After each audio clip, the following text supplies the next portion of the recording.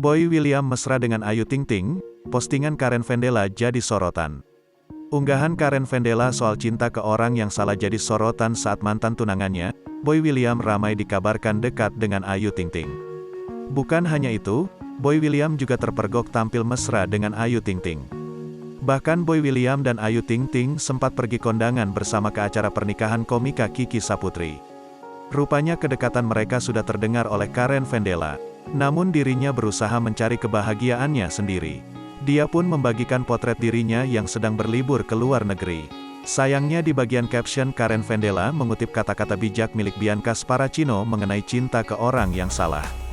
Semua perasaan cinta yang kamu berikan ke orang yang salah, suatu saat akan kembali lagi ke kamu. Bianca Sparacino, tulis Karen Vendela. Unggahannya itu pun langsung menuai sorotan netizen. Banyak yang kemudian mengaitkan tulisannya itu dengan kisahnya dulu dengan Boy William.